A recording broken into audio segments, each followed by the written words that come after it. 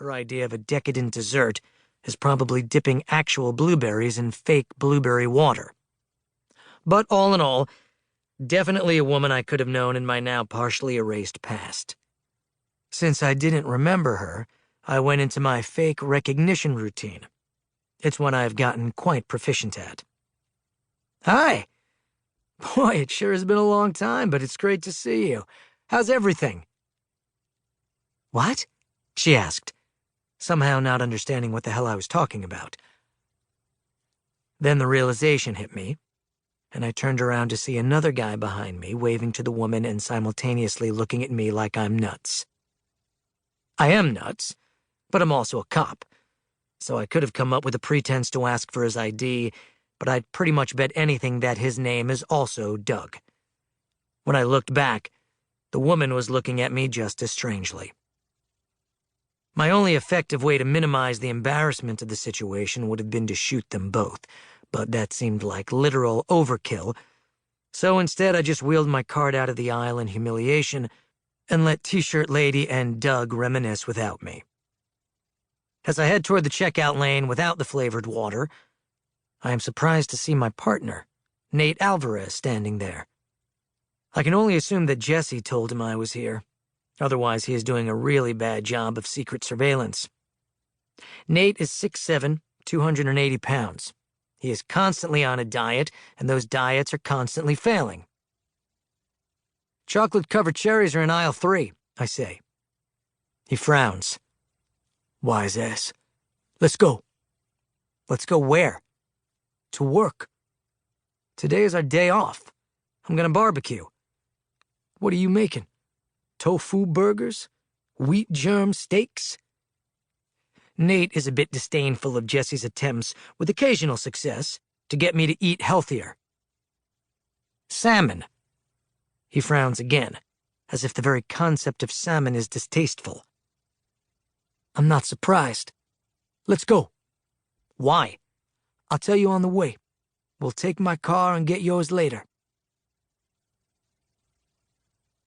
Where are we going? I ask when we're in the car. East Side Park in Patterson.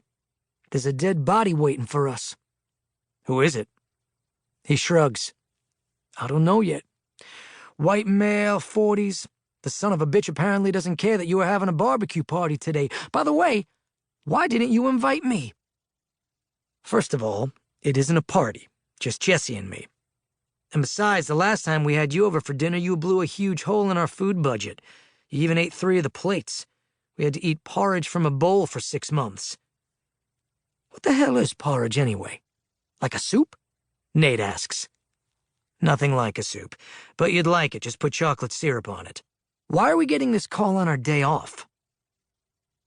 By any chance, does the name Walter Brookings mean anything to you? I hate these kind of questions, because I really hate not being able to remember things. Based on the way Nate asked the question, I have a feeling this is a name I'm supposed to recall. It sounds vaguely familiar, but I'm reaching for the memory and coming up with nothing. Rather than going into the routine where I pretend to remember and hope to figure it out in the conversation, I say, no, not at the moment. Nate frowns. Wow, I never would have guessed it. Who is he? Who was he is the better question. Fine, so who was he? We're pulling into East Side Park, and there are a bunch of cop cars near the tennis courts. A media truck has already arrived. I have no doubt there will be others soon. Murder scenes give off a scent that attracts them. There's a common look and feel to situations like this. I've seen a lot of them. There's always a great deal of action and energy. Everybody is always moving, except the victim. Nate parks nearby and says, I'll tell you about Brookings later. If we're lucky, it won't even matter. We get out, and I notice that the scene is being managed by the Patterson cops. The head of their homicide division, Captain Pete Stanton, is running the show, and Patterson Forensics is on the case. That's all fine with me. I know Stanton, and I like him, and he's a thoroughly competent cop. I've never had any issues with their forensics people either.